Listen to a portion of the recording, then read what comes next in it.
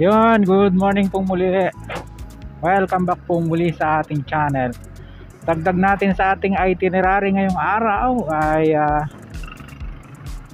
pupunta tayo dito o nandito na tayo sa lalawigan ng Cavite. Particular, nandito po tayo sa may Bulihan.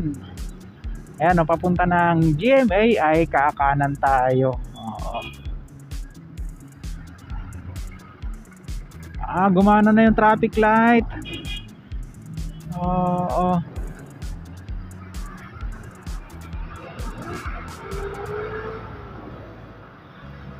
Ayan, gumana na. Pa-GMA tayo. Kanan tayo sa may Petron. Yan, General Mariano Alvarez. Ngayon po ay Sabado, ika-22 araw sa buwan ng Marso 2025. Oras na po natin ay alas 9:15 ng mahangin na umaga. At nagpakita na ang haring araw. Kanina ay makulimlim, no? Kaya lang lumakas ang hangin. Ayun po, papasyalan po natin yung isang request vlog. Igagrant po natin yung isang request vlog. At papasyalan na rin natin yung ginagawang tulay ng isang diversion road dito. Ito po yung nag-request sa atin, si sir. Nakalimutan ko na yung pangalan. Lalagay ko lang po sa screen. Check natin later yung pangalan niya. Nakalimutan ko. Shoutout po sa'yo. Tanong niya kung nadadaanan na raw ba itong tulay. Ayun, pag nakita nyo itong Alphamart, kakaliwa tayo dito. At tutumbukin natin ang Pasong Saging Street hanggang marating natin yung Barangay Kuwa. Dahil dun po tatawid yung ginagawang bypass road or diversion road from dyan sa Dasmariñas sa may Paliparan. Particular dyan po yun sa may Island Park, no? Tatawid siya dito, papunta siya doon sa Carmona. At doon sa may Governor's Drive, mayroon ng kapirasong gawa doon dyan sa may seminary. Halos tapat na tapat siya ng seminaryo. Napakahina ng memorya natin sa mga pangalan, oo.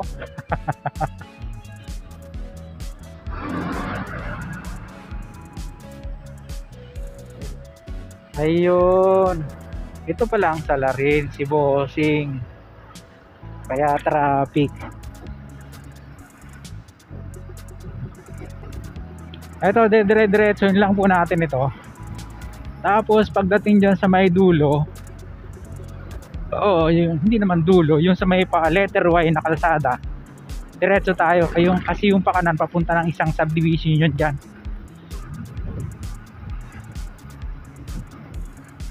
Ayan, ito na yung sinasabi ko sa inyo. Diretso tayo dito. Ito kasi papunta ito ng subdivision eh. Tutuntunin natin itong Pasong Saging extension. Sa di kalayuan, kabayan, makikita na natin to. Kumusta na nga ba? Natatawiran na nga ba? Pasong Saging extension. Ayan.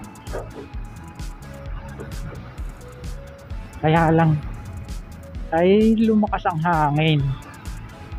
Kaya sana kayanin ni Droney, no? Ito na yon. This is it. Oo. Matagal-tagal tayo hindi nakabalik dito. Mga 4 months siguro.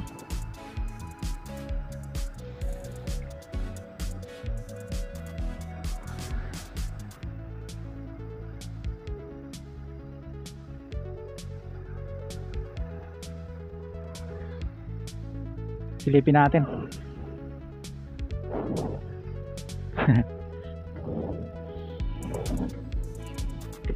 Sir, morning. Paparada.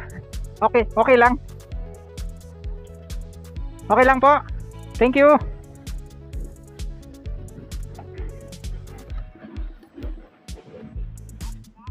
Hindi po. Makikiparada saglit. Okay lang. Paalis din. Maya konti. Sige. Ganun ba? Sige. Thank you.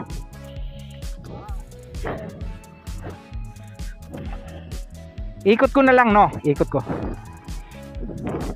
Sir, okay lang magbablog din ako. Okay lang po ba? Okay lang? Thank you.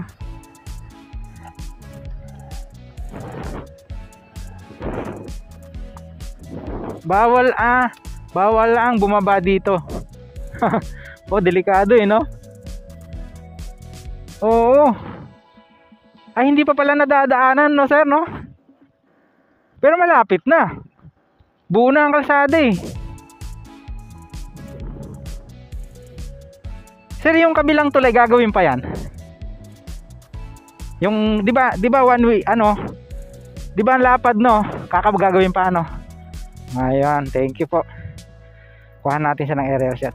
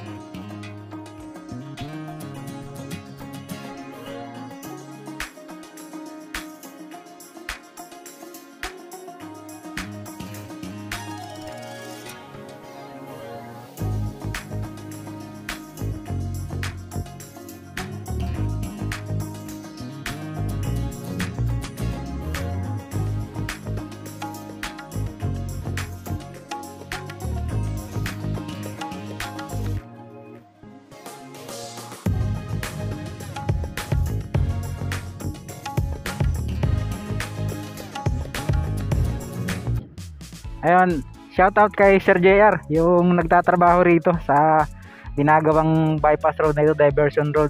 Sir, thank you ha. Tapos ito daw ay hindi pa pumapayag yung may-ari ng lupa na tibagin kasi gagawan pa yun ng kabilang tulay. Pero dito nire-riprap pa na, oh. Taas. Ayun, nakuha na natin siya ng aerial shot. Nakita nyo naman siguro na kanina, no? Yan po, may kabuuang haba po yan na 4.9 kilometers magmula doon sa Paliparan Road hanggang doon sa Governor's Drive. May budget po yan na 120.5 billion pesos sa ating pong pagkakaalam, no? So ayun, tuloy na tayo at babalik na tayo. Loobin po bukas ay ang itinerary po natin ay sa Lipa, Batangas. I-grant natin yung mga request ng mga comment sa atin ng update dyan sa Lipa. Kita-kita po tayo dyan, loobin.